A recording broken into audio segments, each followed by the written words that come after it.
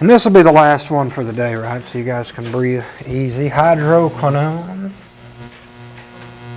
This is one of the things that's used. It's got a lot of uses in industry and that, but it's used to develop photographs with. All right. And here's the data that we are given. 37. Okay.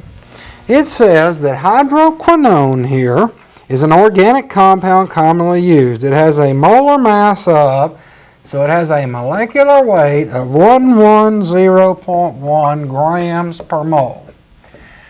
Now what does that mean? That means when I add this whole entire thing up, it must weigh what? 110. Now does this weigh 110? No, how much does it weigh? 12 plus 16 is what? No, that can't be right. 12 plus 16 is 20. Plus 2 more is 21, 22. So this right here is obviously not hydroquinone, right? I done told you it was formaldehyde. It's obviously not hydroquinone. Here's what hydroquinone's got. It's got a 65.45% carbon, percent hydrogen, and a 29.09% oxygen. And it wants to know the molecular formula of hydroquinone. Okay.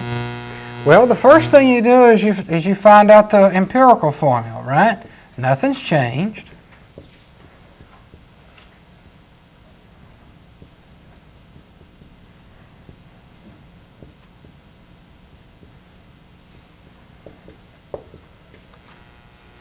Okay, so here's what we got going on. 12 grams of carbon comes from the periodic table. 1 gram of hydrogen, 16 grams of oxygen. I am converting to the number of moles, right? Because I've changed my percentage, I've converted the number of moles.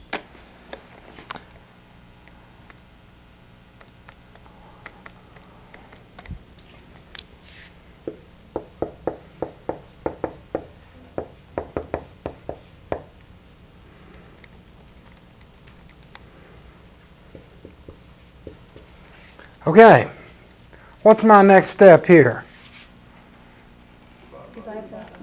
Divide by the smallest number, right?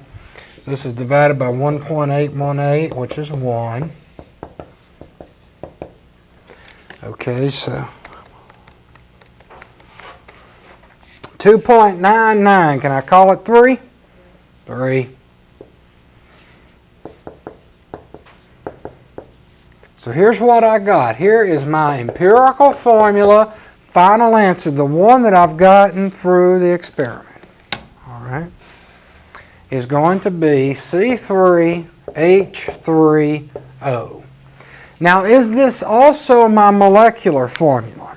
In other words, if I add all this charade together, will I get 110?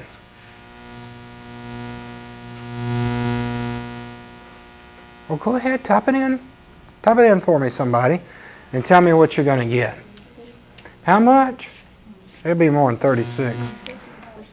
55 is what you're getting? All right, so Sandy says she's getting 55 grams per mole.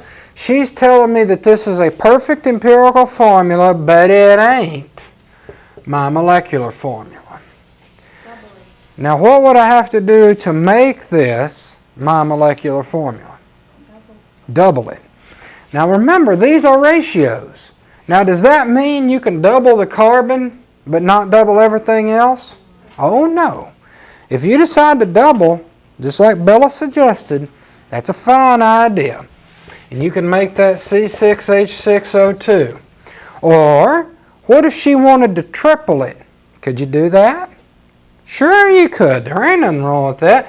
C, 3 times 3 is 9, H9, O3. You can do whatever you want, but you'd better do it what? Across the board.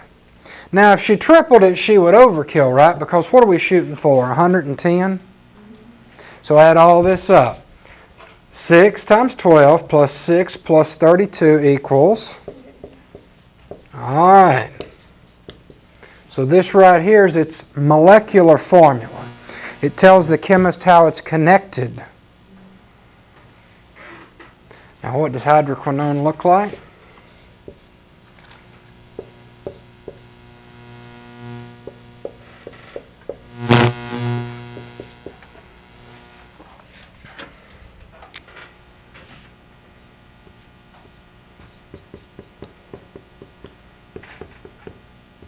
Somebody, count for me the carbons here. How many do you see?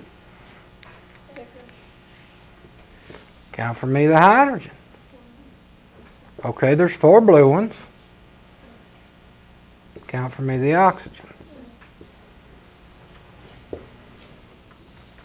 There we go. Hydroquinone. All right, or dihydroxybenzene. Some people call that dihydroxybenzene. Yes? How did you add up to 110? Oh, periodic table. Here's what I did, Bonnie. You took the atomic weight, right? Yes, ma'am. 6 times 12 plus another 6 times 1 plus 16 times 2. All right. Do you see that? Or, if you're like thinking like she did, just 55 times 2 is 110. You know what I mean? Like once you've got one nailed, then if you double this, you've of course got to double that one, right? So on the other side of the equal sign. What would you do if that came up and then just, well, I don't know, say it came up to 50, but you had to come into 110? Something wouldn't be right. That would be right. Something wouldn't be right.